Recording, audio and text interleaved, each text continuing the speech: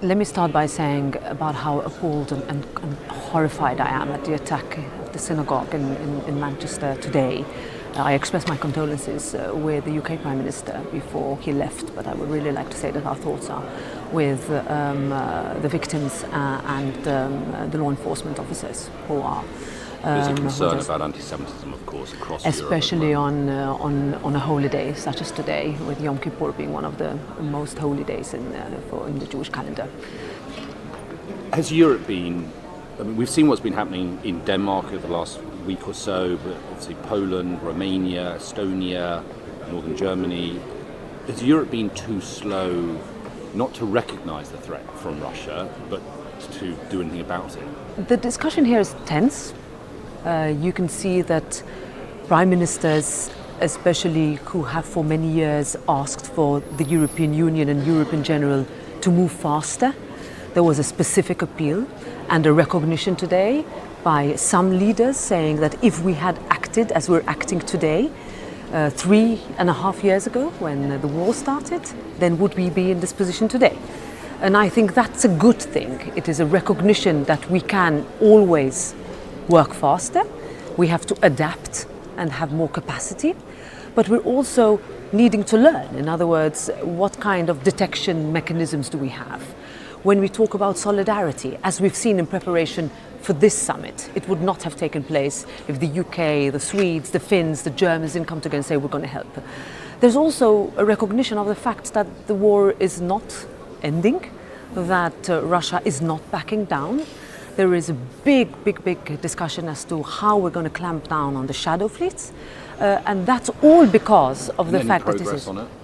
Well, France was a big pusher of this during this meeting today, where you have the Russian economy that we're working to cripple, that is going on quite strongly based on a huge income from shadow fleets carrying sanctioned products. And we need to cooperate much better in taking them down, in locating them, in talking to each other, because you see that these vessels are intercepted by different governments, but we need to make sure that we actually remove them from the possibility of transporting what are sanctioned products. Otherwise our sanctions packages would not work. About this drone war, there's been a lot of talk about a drone war across Europe. Is it anything more than just a concept, an idea?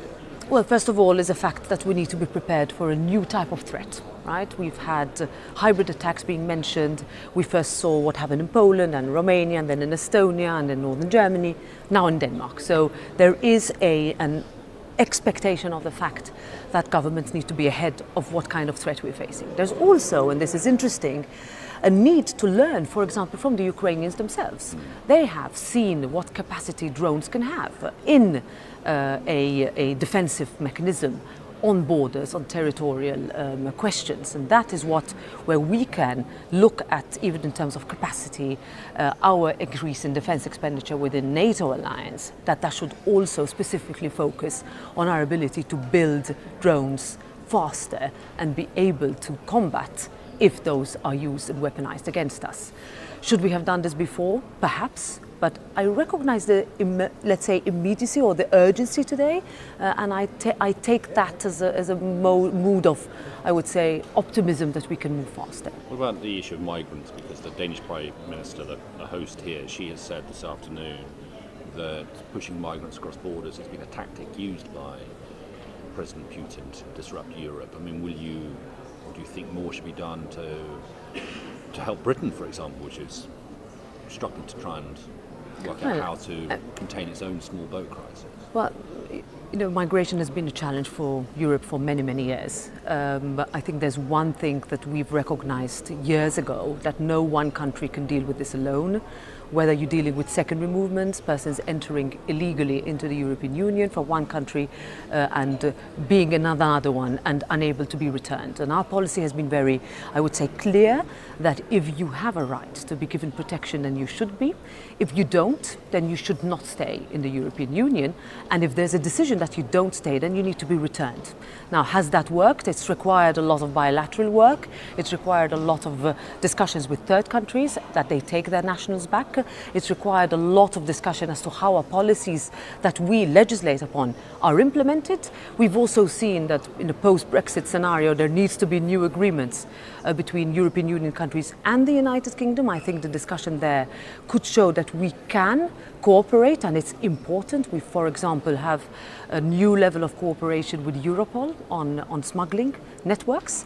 If we get together, and I was at a migration roundtable earlier today, that was the one common thread, that if we are together, we look at migration as a challenge, but one where we are clear as to what we mean by safe third countries, what we mean by secondary movements, what we mean by human rights protection, what we mean by refugee status and different types of protection when compared also to labour market needs. I think we can move forward together. The reality is we haven't done that before. You know, countries' instinct is to close the border and shift the problem onto the neighbour. If you're on the border, whether it's a land border or a sea border, you face very different challenges. If you're just needing to see what's happening, for example, in the Mediterranean Sea, I come from a country bang in the middle of that, is one where we've had to also tell the rest of the European Union, joined by Greece, Italy, Cyprus and other countries, that that's a specifically completely different challenge that other countries are facing. But what I can say is that from a legal perspective, there is a convergence that we didn't used to see before on migration. And I think once you look at it as a global challenge, then you can let's say try to manage it together. We don't have much more time. Can I just ask you one or two questions on the situation in Israel and Gaza? There is a movement at the moment to have some sort of cultural reaction to Israel, perhaps throwing them out of the Eurovision Song Contest, European football. What is your position on either? Well, the European Parliament has long pushed for a two-state solution, that refugees, that hostages are released. We're coming up to 2 years of the 7th of October attacks, that we find solutions where Israel can live with security, Palestinians can have a legitimate claim to statehood. We have a proposal on the table that was proposed by the President of the United States, still waiting on Hamas to accept. If they don't accept it, would you back the President's pledge to allow Israel to get on with it and finish the job? Well, we'd continue to say that humanitarian needs to massively get in, that security needs to be guaranteed, and that the hostages need to be released. You know, I will not have met with families in Gaza who have lost generations, and I've also spoken to the mother of one of the hostages whose images emerged over the summer digging in the tunnels, and the horror of these people who look to us for moral clarity, and also saying the situation is catastrophic, it cannot go on, that the hope for peace and stability in order to end the endless cycle of violence and conflict is clear for everybody to see. But the removal of Israel from two of Europe's biggest cultural events, European football and the Eurovision Song Contest. Well, I'm not in charge of those decisions, but I also want to.